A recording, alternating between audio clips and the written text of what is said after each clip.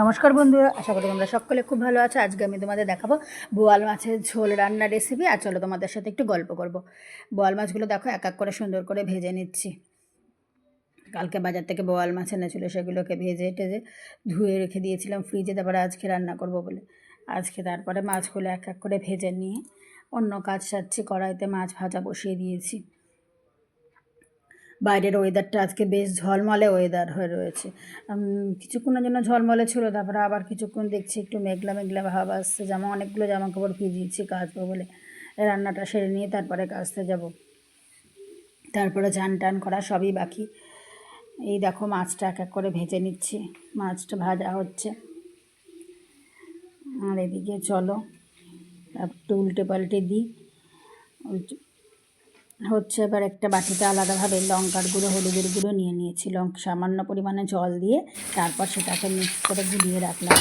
গুলিয়ে রেখে বাটিতে না কিছুক্ষণ আগে মশলাটা আমি ভিজিয়ে রাখি, তাহলে পরে মশলাটা ভালো হয়। এবার কড়াইতে মাছ ভাজার পরে তেলটা থাকলো, ওর মধ্যে যদি তেল কমা যায় আর একটু তেল দিয়ে গোলা মিশ্রণটা দিয়ে দিলাম। দেওয়ার পর এবার ভালো করে সাতলাতে ভালো করে যখন মশলাটা থেকে তেলটা ছেড়ে যাবে, তখন দেখো মশলা থেকে যখন তেলটা ছেড়ে যাবে, তারপর আগে ওই গরম 2 বাটিটার মধ্যে মশলাগুলো রেখেছিলাম, ওই বাটিটার মধ্যে জল দিয়ে রেখেছি। জলটা দিয়ে এবার মশলাটার মধ্যে দিয়ে দেবো।